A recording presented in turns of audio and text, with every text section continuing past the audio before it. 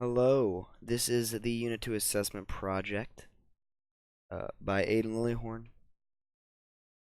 So, my claim is that the Battle of Appomattox Courthouse helped make the U.S. a more perfect union. Now, the Appomattox Courthouse took place in about April of 1865, and in a general sense, Lee surrendered, ending the Civil War, and they were pretty generous terms for the South. It was one of the last battles of the Civil War, and Lee and Grant, who were both the highest ranks in their armies, and also had known each other slightly due to the Mexican American War, making this a bit more graceful. However, Lee basically asked for terms to surrender, and Grant obviously quickly responded with the papers, and all the officers and men were pardoned and sent home with their property. Now, one of the most difficult tasks after the Civil War was discovering a new Southern economy. Um, Now that we see that slavery is being abolished, the Southern, I guess, economy cannot use slavery anymore for their cotton, so they kind of have to find a new form of labor. So a lot of planters and cotton farmers found it very hard to adjust. However, even after these small white farmers were thrown into poverty, they kind of started to depend on sharecropping when it came to cotton and tobacco. And there had to be a very big wage, in which was a very good start to a new Southern economy. Um, Next is the Union government.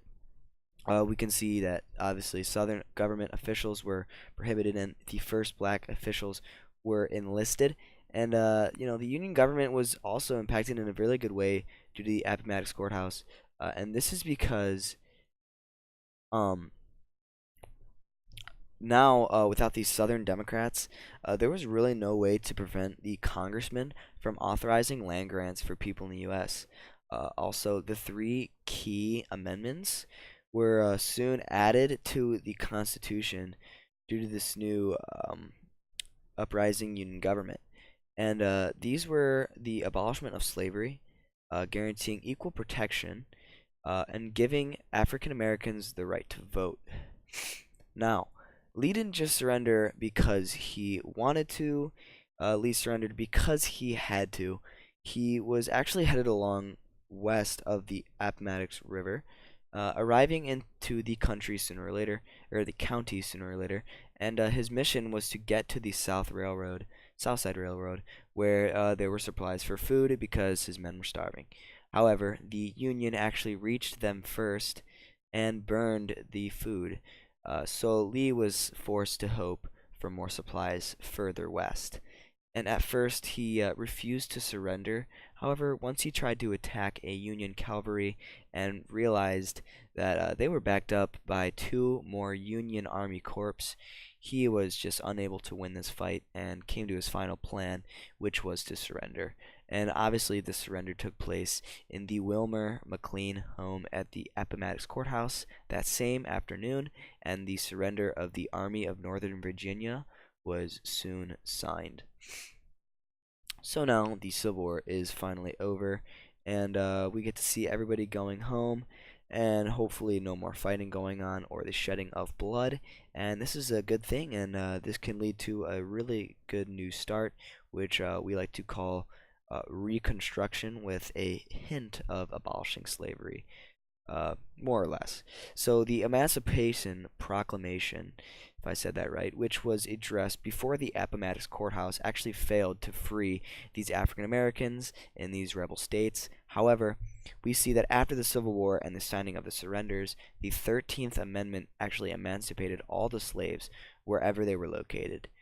Now, the Reconstruction in the U.S. was implemented by Congress and lasted from about 1866 to 1877, and was actually aimed at basically reorganizing the southern states and providing readmittance for them into the Union again. Also, by doing this, they could redefine the means by which blacks and whites could actually live together in hopefully a non-slave society.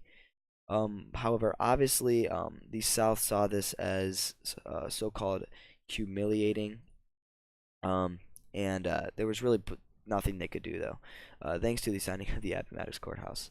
So, in conclusion, without the Appomattox Courthouse, who knows where this country would be today, and who knows how strong the Union would be as well. For all we know, the U.S. could be a completely different place without the Reconstruction of the United States, acted on by the Union after the Appomattox Courthouse. I'd like to thank you for listening, and here are my citations. Thank you for listening once again.